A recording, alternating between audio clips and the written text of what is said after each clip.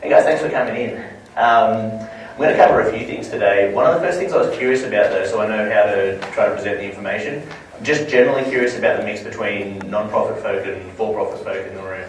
So, non-profit folk, alright, we'll go to the non-profit track.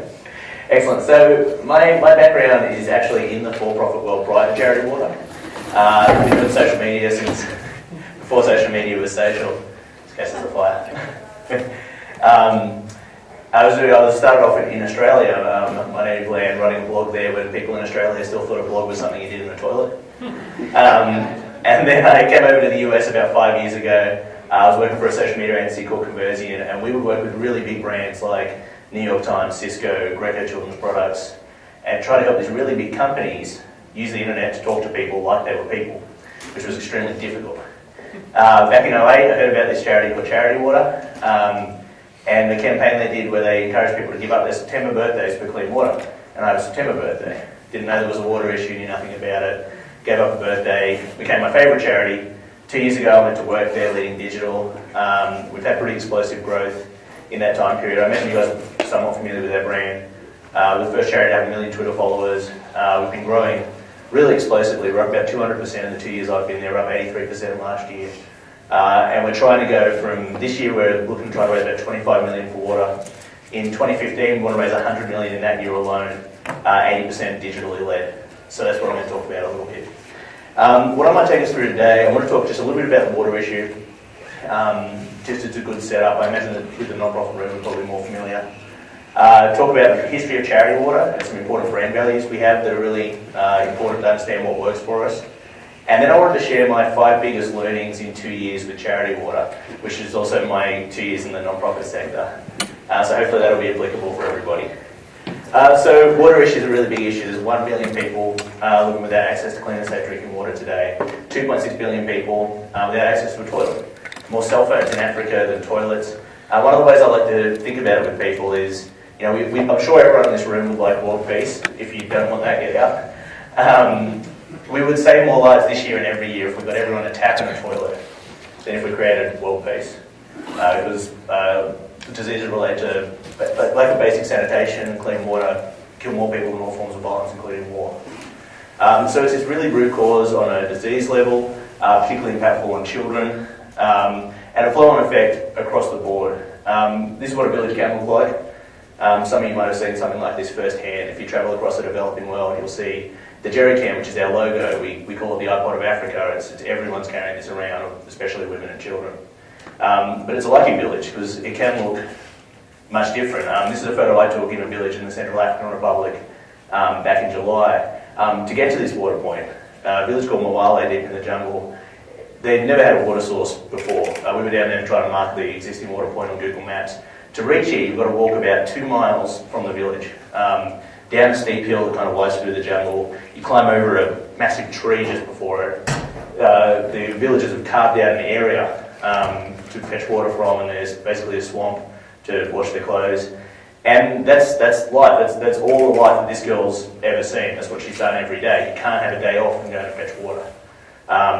Luckily, at the point that I took this photo, we were up the hill drilling a well, which was the first time to bring water to the people of Mwale and change lives there.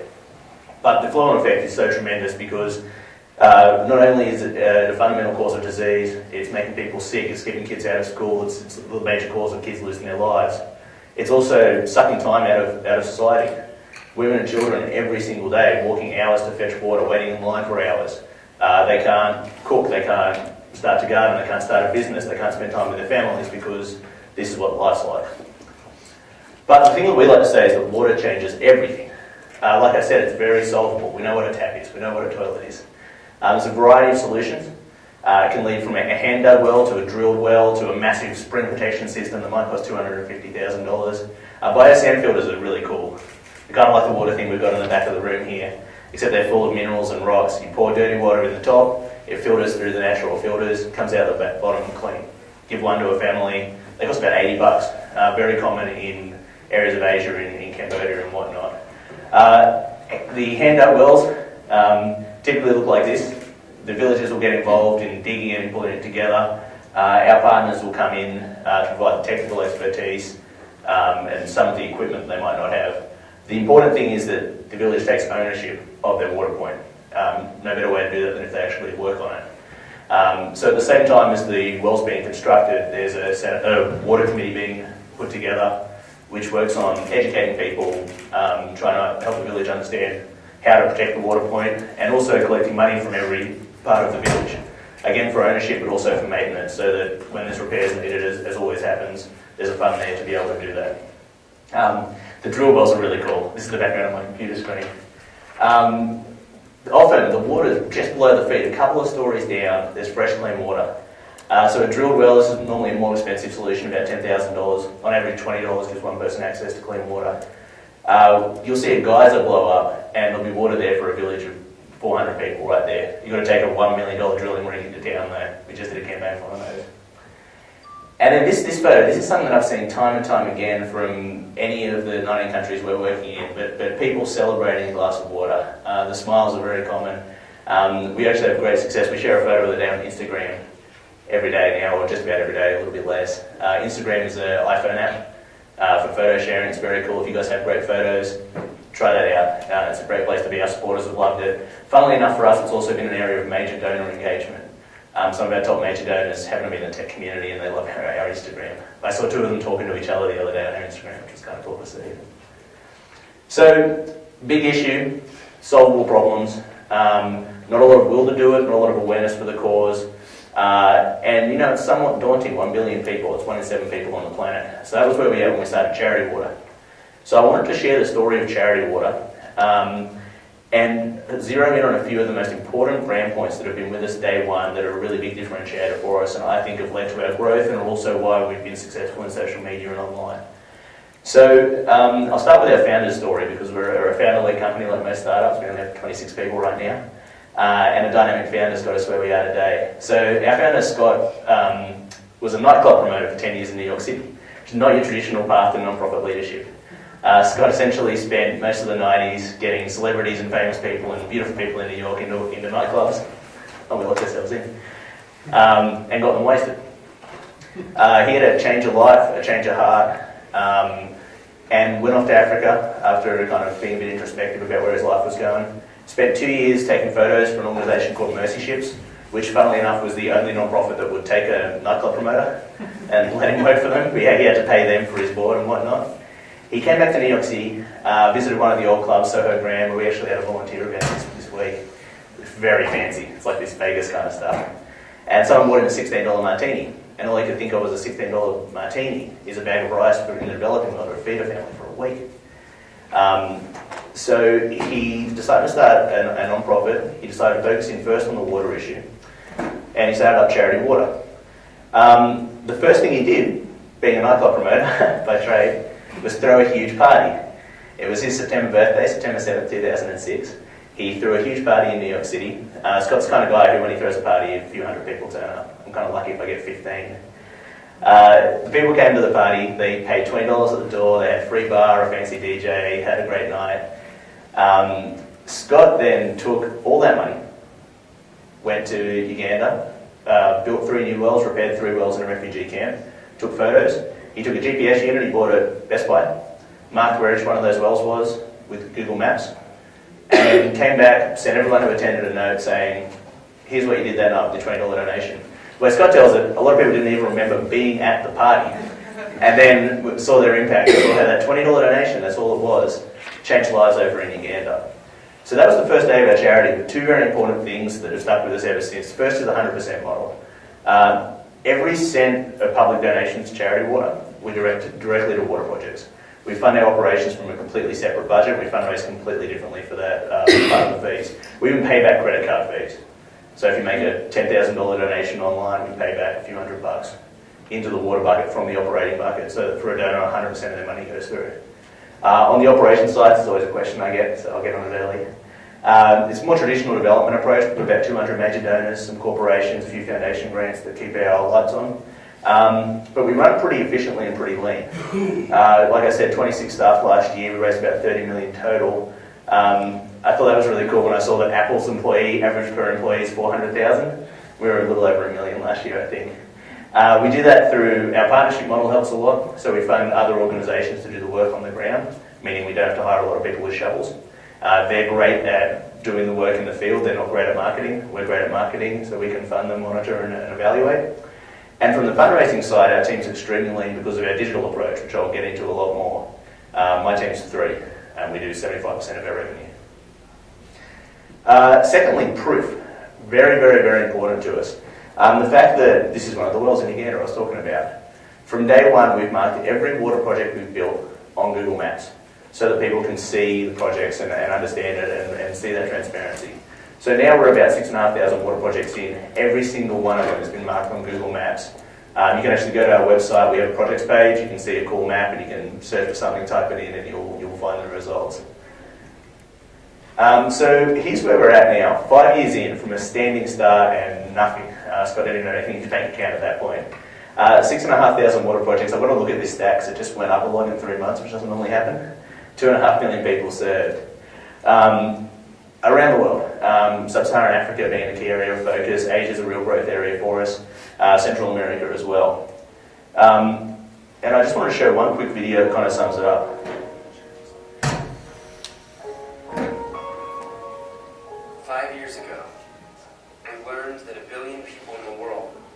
Something they needed, something basic, something we took for granted. Water, clean water.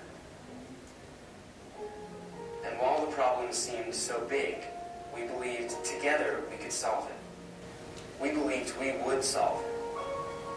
So we started Charity Water. And while women walked hours every day in the hot sun to muddy holes in the ground, while children shared dirty water with cows and wild animals, we asked for your help, and you responded. We promised to be a different kind of charity, a new kind of charity. We'd always use 100% of your money for water projects, finding other ways to pay for staff in our office. And we'd prove each project using photos and GPS so you could see the clean water you made possible for others. You did incredible things to raise money. You biked, you ran, you walked across America, you skated and surfed, you sang and you danced, you sold lemonade and recycled. You gave up thousands of birthdays and asked for donations instead of gifts. We sent your money around the world and people started working. Drilling rigs rolled into villages and drillers found clean water underground. Women walked less and got hours of wasted time back each day. They spent more time with their children, and some started small businesses. Kids stopped drinking water that made them sick and spent more time in school. Everyone was healthier, happier. Water changed everything. In only 5 years, you took a simple story and did more than we ever thought possible. You helped us bring clean water to 2 million people in 19 countries. So it's been a lot of growth, and the biggest engine of our growth has been My Charity Water. Very simple website we built back in 2009 where anyone can start a campaign. What a lot of people do is give up a birthday, ask for donations in their age instead of gifts, knowing that 100% of what they raise will fund water projects, and for every cent they donate they'll see where it went. In a little over 2 years we've had about 13,000 people raise $13 million there. Average campaign raises about $1,000 and has triggers 13 donations. Funnily enough, only about half the campaigns raise any money, which when I started 2 years back, I thought, oh, this will be easy. I'll fix that up about 75% and take a month off. And everything I've done hasn't worked. So any ideas on that, I'll take from the audience. But very, very simple site that does a few things and does them really well. It looks a little like this. So this is one of my friend's daughters. The day we launched our September campaign last year and shared a video, I sent it around to a bunch of friends, and it was his daughter's birthday. She saw the video and wanted to give up her 7. She raised a couple $100. For a 7-year-old, raising that much money would be like one of us raising like $2 million. Huge. So she did really well, and it ranges right up to like much bigger ones. The biggest one we had in the September campaign back last year was the editor of Big magazine. She eventually raised over $100,000. So there's really a long tail, if anyone's read the Chris Anderson Wired book.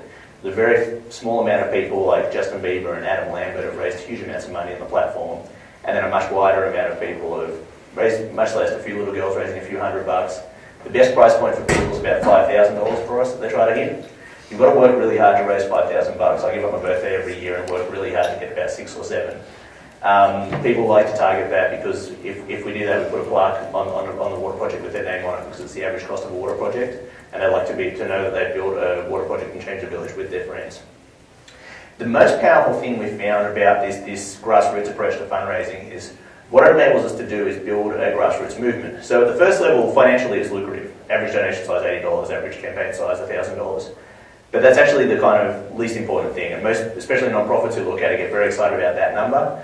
The real important thing is the next two elements. The first being, every fundraising campaign is a word-of-mouth movement. I was talking to a volunteer at a party on Thursday who works for TGI Fridays, and he, over the course of this year, is going to try to raise $5,000 by wearing a badge, donating 10% of his tips, asking other waiters to donate 10% of their tips, and hoping that people will engage with the story and give a bit more. So he's going to be talking every day in TGI Fridays in New York City about it. We just had these guys in Australia play the world's worst video games for 24 hours and broadcast it online and have people watching them. So there's all these word-of-mouth movements where they're talking about the water issue, they're talking about our cause, and also they're impacting the people that influence them the most. Word-of-mouth marketing is the most powerful marketing. If you just think for a second, just pause and think, if you gave up your birthday and asked people to donate, think of the first 5 to 10 people you'd ask. I guarantee they're the 5 people you influence most in the world. That's probably members of your family, there's probably your significant other, you probably thought of your best friend, maybe a co-worker, you're probably thinking of people you've known for 20, 30 years. That's why this is so powerful when people are marketing essentially the cause. The third element, which is actually in many ways probably even more important, is the act of service that the fundraiser undergoes themselves. Like I said, you've got to work really hard. It's not like writing a check and then forgetting what you've done. You work really hard to raise that money. You're very grateful when people donate. It's a great feeling when you walk out of a meeting and you get another email saying another friend's donated, and you see that, as you've been talking about it, someone's been moved to make a contribution. It's also moving to see what you and your friends can do together. So this threefold benefit's been really important for us. So with that, I wanted to get into my 5 biggest learnings. I moved through pretty quickly because I think questions and conversation in this small room will be really useful. So I wanted to share the 5 biggest learnings I've had at Charity Water. Great that we're kind of heavily non-profit in this room, but no matter where you're coming from, I think they apply. First one is be positive. I'm a pretty positive guy. My Twitter bio is pontificating Prince of the Positive. But it's really important for us to be positive, and we see people respond to that all the time. So what does this mean? I'll explain it a little bit by showing 2 examples. I'll have to set it up with a personal story though, so bear with me for a second. I'm the son of a veterinarian. We have a farm in Australia. My weekends growing up was every weekend we were on the farm working for Grandma, who was driving the ute around and yelling at us. My grandma has very bad language. So I love animals. Animals and animal causes is something I should be completely aligned with. One thing I wanted to share to kind of prove my point, I asked my dad back in Australia to send me a photo to show that I said, send me a photo of working on the farm so I can make this point that I love animals. My dad was a great Australian sense of humour, sent me this. Thanks, Dad, that's great. So animal causes should really connect with me. So one way you can go with the emotions that you can trigger as a cause. You guys have probably seen this. You've probably turned on your TV a bunch of times. I don't watch much TV. I feel like every time I turn on my TV, I see this ad that makes me feel so sad, so terrible. In the arms of the angels. You guys know what I'm talking about? It's ASPCA ad, right? It's sad animals. I've been seeing this for years. I had an ex-girlfriend burst into tears for half an hour after she saw this ad once. I googled ASPCA sad. It's emotional cruelty to humans. But think about it. If you're trying to build a relationship with people, if you're trying to get people to come to your cause and care, why would you make them feel like this? It's financially lucrative. I read a New York Times article that this ad triggered about $30 million in donations, which is what we're trying to fundraise for this year in total. But if I could make everyone in America sad to hit my fundraising target, I wouldn't do it. It wouldn't fit. So let me juxtapose that with Helen's story. When I started at Charity Water, it was interesting for me because it was my favourite cause and they were doing a lot right in digital. So I kind of came in and said, all right, how do we just do more of the same? And the first thing I did was dig into our Google Analytics and look for what was the biggest kind of spikes in traffic and what caused them and what seemed to work with people. And the one spike we couldn't explain was this random day back in '08 when we had to really dig for what it was. We didn't launch a major campaign, we didn't have a media mention, the other ones were kind of campaign launches, Nick Kristof writing an article. We eventually found out it was the day we launched a story, Helen's story. Becky Straw is a former colleague of mine and now leads a really cool small non-profit adventure project. She's just a startup in New York now. Read the story about Helen. She was in Uganda. Turned up to a village, was trying to get in kind of undercover so she could actually do field work without being surrounded by celebrating people. They knew she was coming, and Helen was the first person she met with a group singing and dancing. She was just, vitality of this woman was amazing. So Becky took her aside for a conversation and talked to her about how has water changed the village. And so Helen said a lot of things that we hear a lot of the time. She said, I have so much more time in my life, and I can spend time in the garden, and before I had to make all these decisions about what I do with my water, it was always the kids and the family first, and there might be something left for me. But she said, now that we have all this water, I bathe so well, now for the first time in my life I feel beautiful. And that story, I love telling that story. I've read this story, we make every new employee read it. It's a great positive story. And what happened was, when we launched it, people just shared it. Because you weren't just send it to all your friends, because you felt great when you read it, and it was a real positive story. You would not send all your friends a sad animal commercial that made them cry. There's even an image popping up on Facebook now. It's like a spam image, and it's this really sad dog, and it's spam. It purports to be from the Humane Society, and you get $1 if you share it. So you can trigger these emotions, but think about a relationship, and just think about a relationship like humans have relationships. The internet just enables that. You want to have more relationships with people that make you feel good. You don't with people that make you feel sad or make you feel guilty. So that was one of real fundamental learning for me that I think applies across the board. Next learning is a funny one. As someone whose primary objective is to fundraise, is don't ask for money. We at Charity Water, so I've been there 2 years.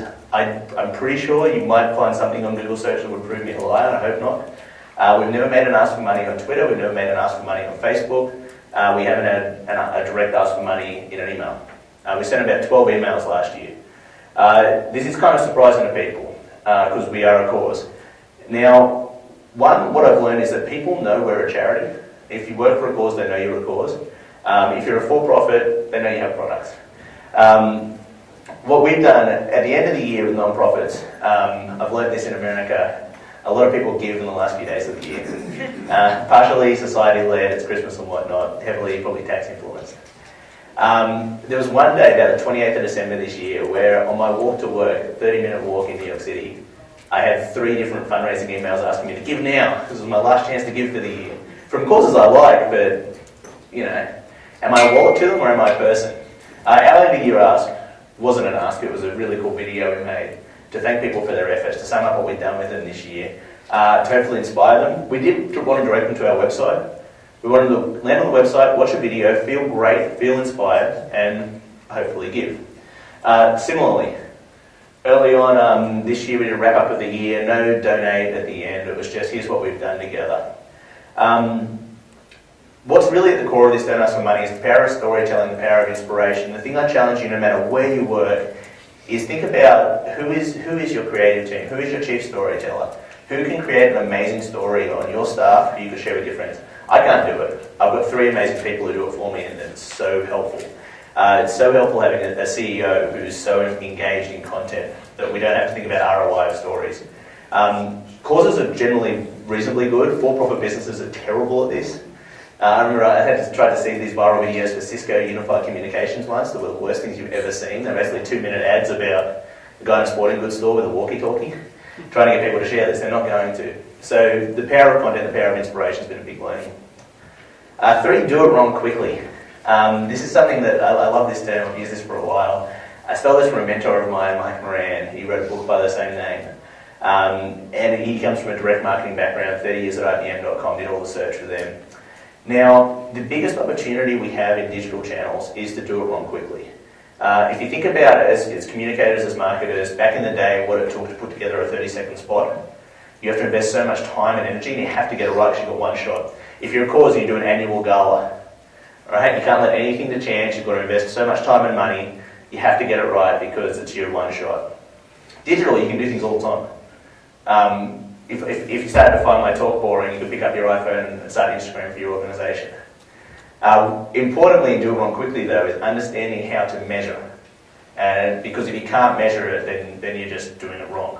If you can measure it, it doesn't matter. If you do it wrong or if the market doesn't want it, throw it away and do something different. If you do it right and you start an Instagram account and you get tons of followers and your supporters seem really excited about it, do it more, amplify it, spend more resources, get more photos. We did this recently with a product called Water Forward. I've learned with my accent, it's really hard for me to explain. It's just water like charity water. Forward is the opposite of backwards. A big supporter of ours, Michael Birch, who founded Bebo.com, built this for us. His idea was essentially there's 1 billion people without clean water, there's 1 billion people on Facebook and Twitter. How can we match the two up? So it's a simple site that's a sea of faces, a little bit fuzzy up there, where you can opt in with Twitter or Facebook and appear in the book. The trick is, you cannot put yourself in the book. Someone has to donate $10 in your name. Now, when we launched this, we called it an experiment in giving. It was very much a do-it-wrong-quickly approach. The first way we launched the product in the back end of last year, and it's pretty new, you had to select one of your friends. So I could donate $100 and I would choose 10 of my friends, select them and put them in the book. And what we found was that it didn't convert very well. And not to the level we wanted. We wanted at least every one person to join to pass it on at least once so that we could get a viral factor that would make this thing explode. We think people may be confused by it, maybe they thought it was spam, maybe, this is another little saying I use a lot at work, people are good but people are lazy. So I thought, oh that's nice, Paul donated $10 in my name, I'll do that later. And we're all busy, later never comes.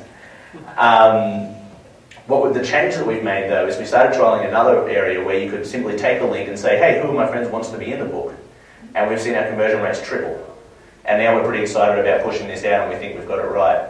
If we don't have it right, we'll stop investing resources in it and we'll do something else. The fourth is be personal. It's just so important.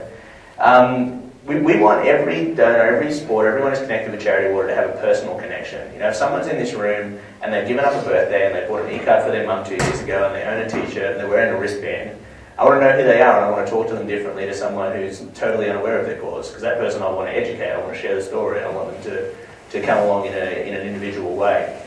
So there's some automated ways to do this. There's understanding data, which is really difficult. We've got 250,000 donors on file now. But there's also an element of just investing time and energy in doing personal right. Personal takes time, but you get huge payoffs. One of the things we've started doing that anyone could do is we just got a few volunteers to call people when it's their birthday month and say happy birthday. People who've fundraised for us before, a lot of them have given up birthdays, so we recognise it. No ask. We don't ask for money in these calls. We just make them feel great.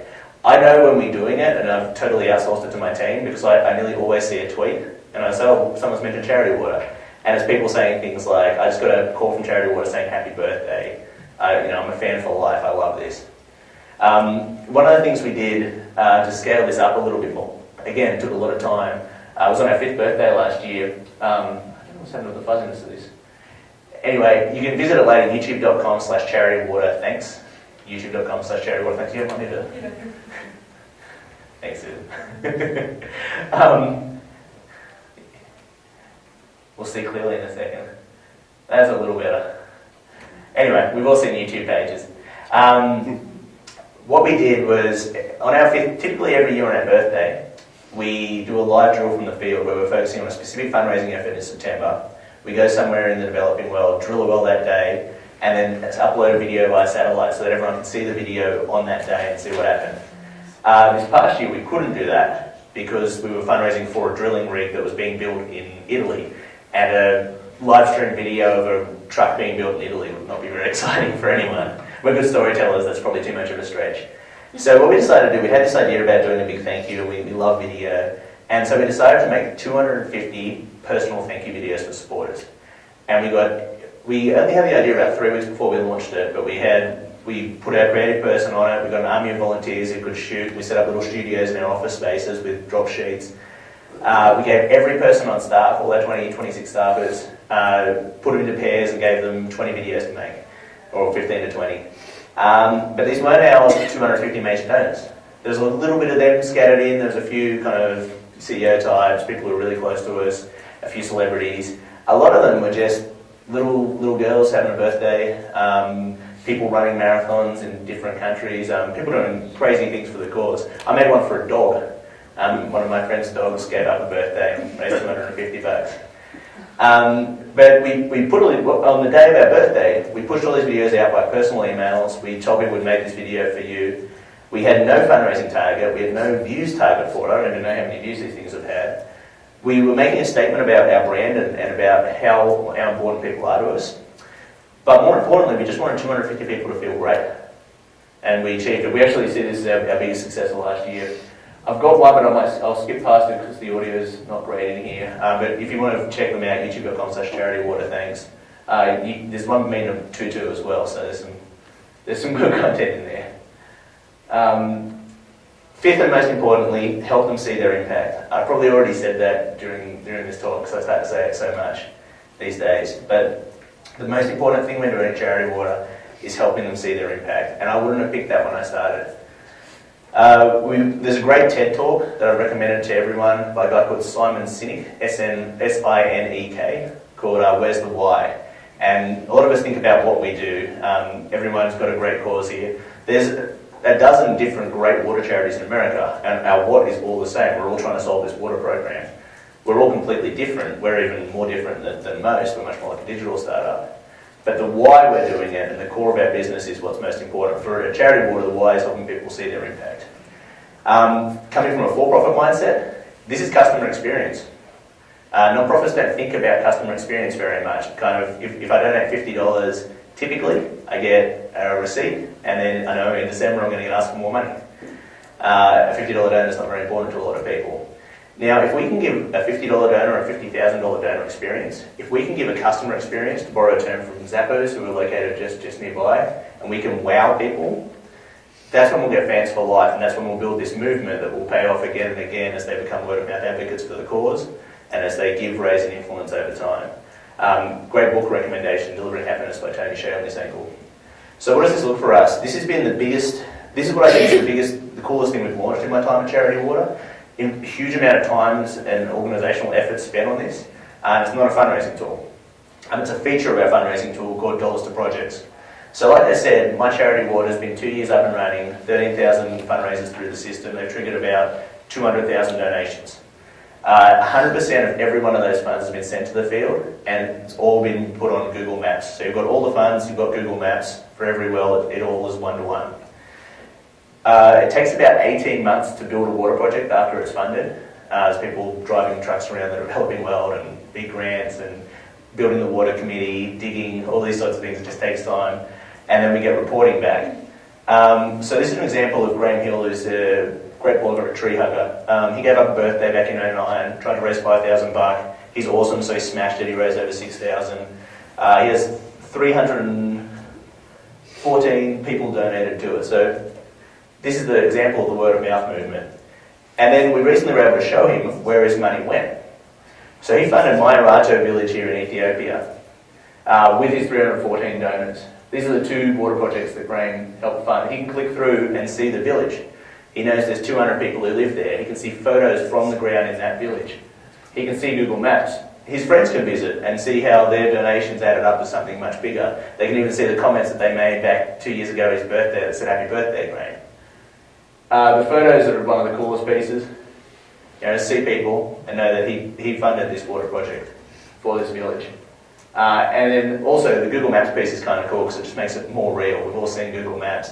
And sometimes you get something cool like this where you can see some of the structures and see where the village is.